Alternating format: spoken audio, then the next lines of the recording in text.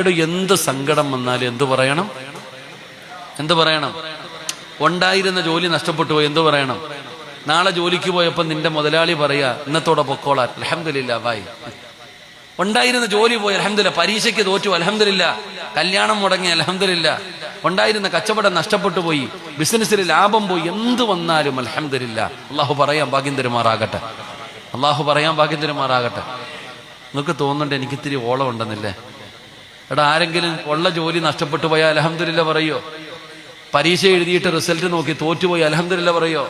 ക്യാൻസറിന്റെ ടെസ്റ്റിന് അയച്ചു, അൽഹംദുലില്ലാ ക്യാൻസർ വന്നു, ഡോക്ടർ പറഞ്ഞു ക്യാൻസർ ഉണ്ടെന്ന്, അൽഹംദുലില്ലാ പറയോ?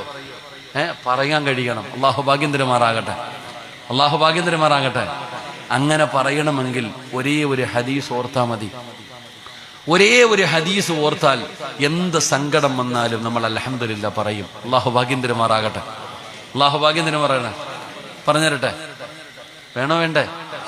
എന്ത് സങ്കടം വന്നാലും പോട്ടെ, ചങ്ങായി വിട്ടേക്കും, പോട്ടെ അൽഹംദുലില്ലാ. അത് പറയണമെങ്കിൽ ഒറ്റ ഹദീസ് ഓർത്താൽ മതി. അള്ളാഹു ഹദീസ് പഠിക്കാൻ ഭാഗ്യം തരുമാറാകട്ടെ. നിങ്ങൾ പറയോ അൽഹംദുലില്ലാ പറയോ? ഒരു കയറ്റം കഴിഞ്ഞാൽ ഒരിറക്കം ഉണ്ടോ? നിങ്ങളുടെ നാട്ടിലില്ലേ? ഉണ്ടെങ്കിൽ ഉണ്ടെന്ന് പറ, ഇല്ലെങ്കിൽ ഇല്ലെന്ന് പറ.